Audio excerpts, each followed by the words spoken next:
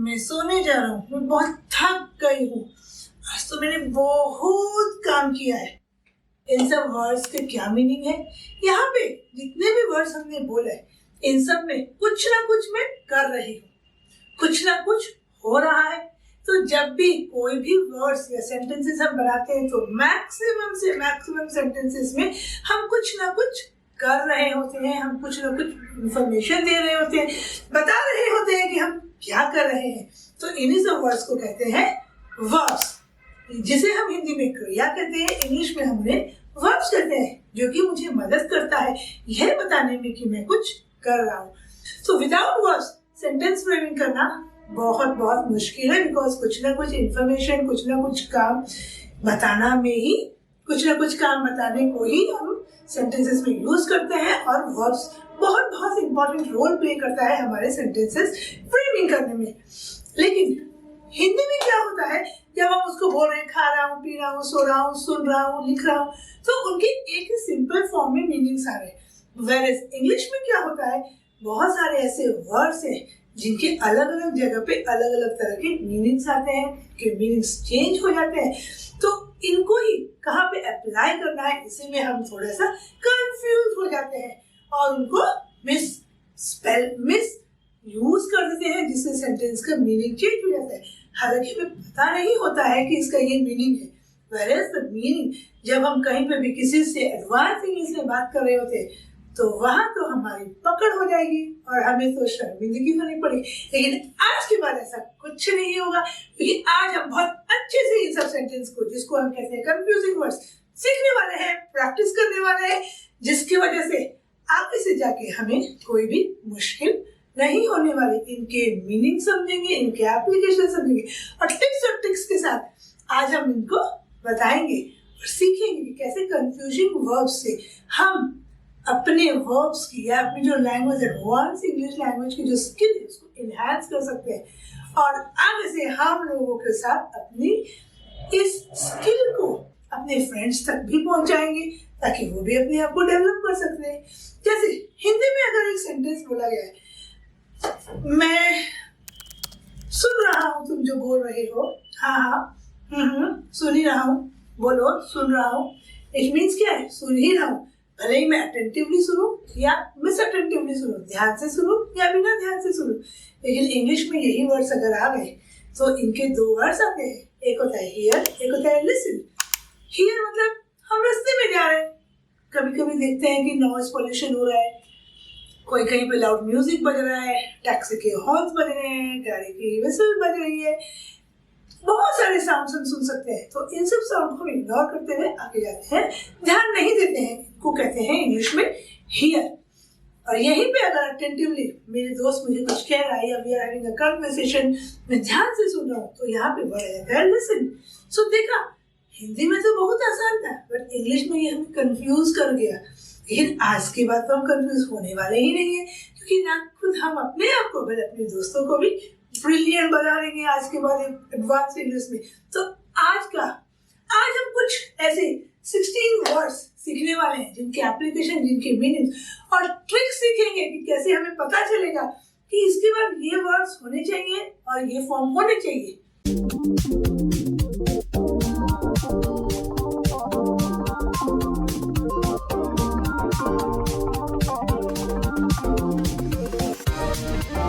पहला सेंटेंस हमारा है, I had to call a mechanic because my car wouldn't start or begin। कौन सा वर्ड यहाँ सही लग रहा है? स्टार्ट मतलब भी शुरू, बिगिन मतलब भी शुरू। लेकिन डिफरेंस क्या है?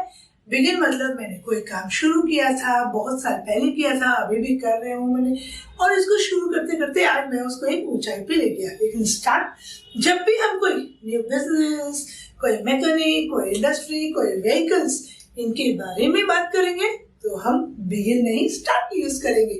तो यहाँ पे करेक्ट वर्ड होगा start, because I had to call a mechanic because my car wouldn't start. Car मेरी शुरू नहीं हो रही थी, बिगिन नहीं। एक मैं ये लिख सकती हूँ फॉर बिगिन के लिए कि आई began learning English when I was very small। So जब कोई चीज हम बहुत दिन से कर रहे हैं और एजुकेशन से रिलेटेड है तो उसमें हम बिगिन लगाते हैं।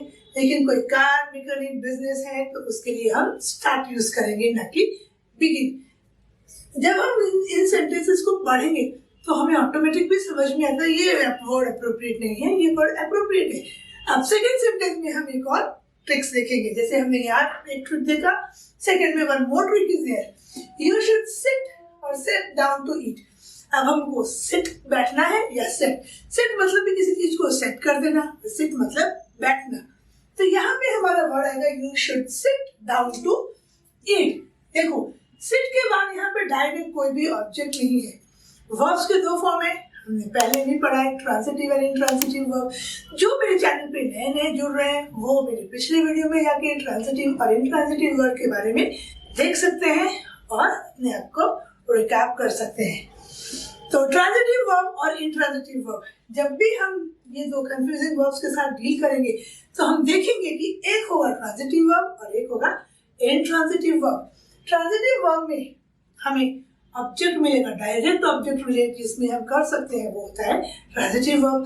और इंट्रांजिटिव वर्ब क्या होता है, जिसमें हमें डायरेक्ट ऑब्जेक्ट की जरूरत नहीं पड़ती है। तो यहाँ पे we should sit down to eat, ताकि सेट डाउन।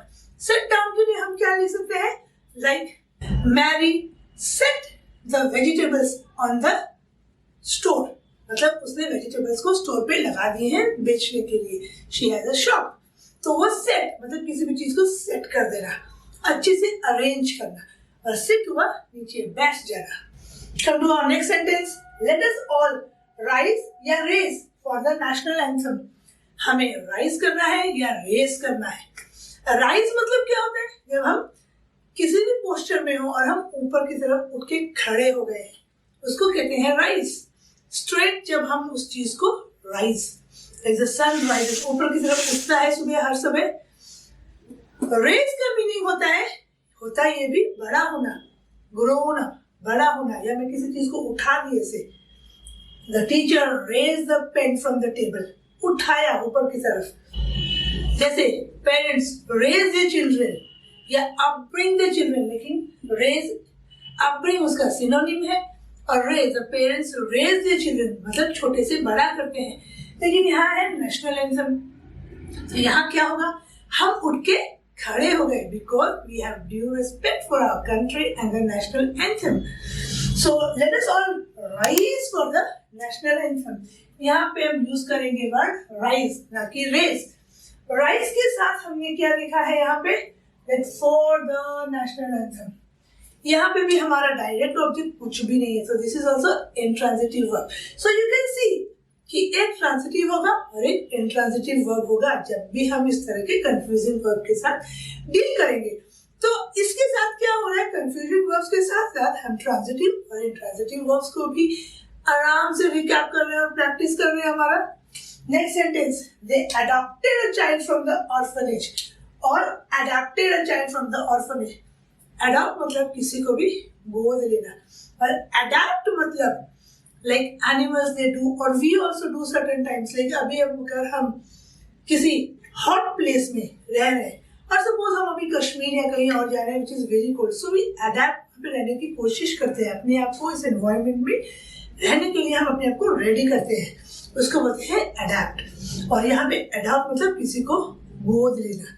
सो यहाँ पे adopted, they adopted a child. देखो child, we can again see that child is a direct object. So now this became our transitive verb, ना कि intransitive verb. So they adopted a child from the orphanage. Next, did he say or tell something about the classes? क्या उसने classes के बारे में कोई information दी है?